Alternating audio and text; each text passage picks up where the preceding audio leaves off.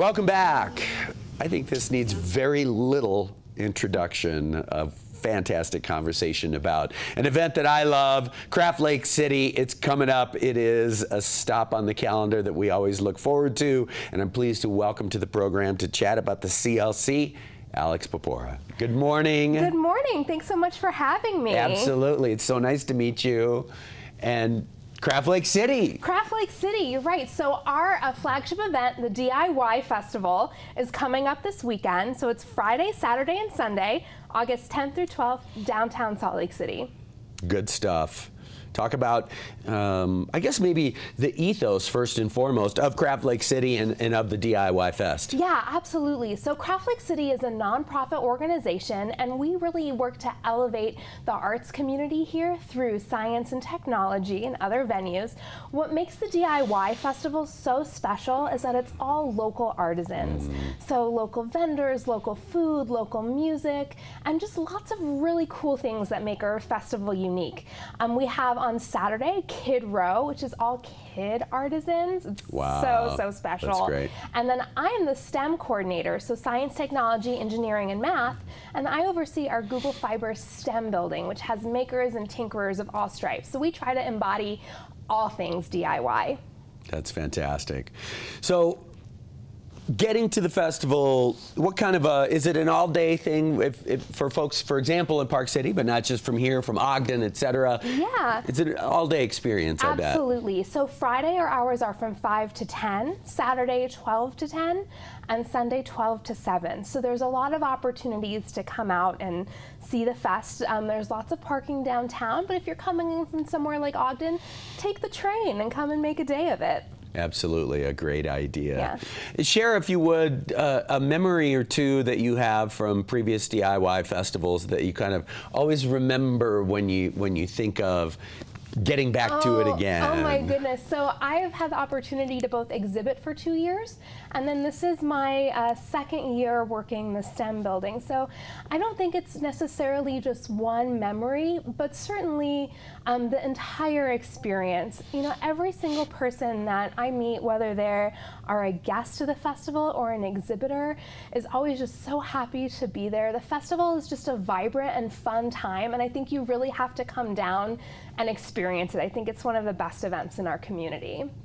And as befits the name of an organization like Craft Lake City, Yes. which is one of the awesome names for sure, the emphasis on local, because one, when you're trying to build a big festival, it can be easy to kind of fill out your ranks with folks from other places, but I'm sure that it's a philosophy that's near and dear to the organization. Absolutely. There are so many incredible people here in our state who are doing just amazing work. And I think there's not only the opportunity for us to showcase people who are entrepreneurs and artisans, but to let people take part themselves. We have workshops in our West Elm workshop area that people can participate in, so you can do anything from flower arranging to calligraphy.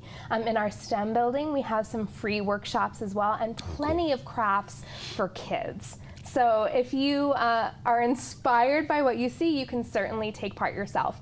And Craft Lake City also hosts workshops year-round. Indeed. What's your craft of choice? You mentioned that you've been an exhibitor.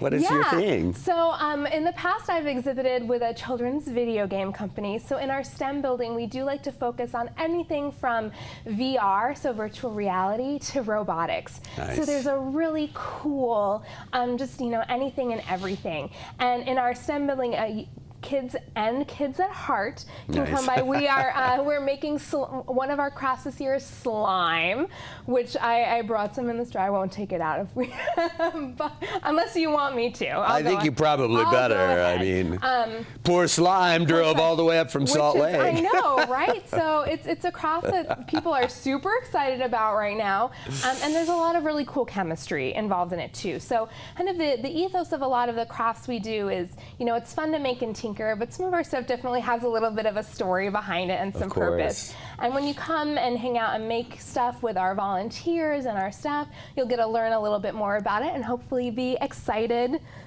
to spark your curiosity. Super cool. And I think that that is the larger message, especially with involving STEM in the message of your organization and your events, is that science, math, engineering is cool. It's cool. It is cool. And I think, you know, one of the things that's really cool is that science and art have a lot of things in common. Yeah. And they really share kind of the same iterative process. Maybe they're looking to answer a particular question. They're just different ways to go about doing it. So they are, I think, intimately twined, and the DIY Fest is a great way to experience them.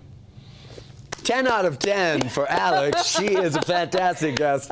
So good. Yeah, so good. Thanks so much for having me. Absolutely. And yeah, come on down to the DIY Festival, August 10th through 12th, Gallivan Plaza, downtown Salt Lake City. I love Gallivan. I've had so many fun times at all kinds of different events at Gallivan over the years. This is always a great one to add to the roster. Perfect. Thank you so much. Final thing is social media. Tell folks where to follow along. Yeah, absolutely. So it's craftlakecity.com. You can follow us on Instagram at Craft Lake City. Lovely. Nice to meet you, Perfect. Alex. Thanks for Thank you. coming.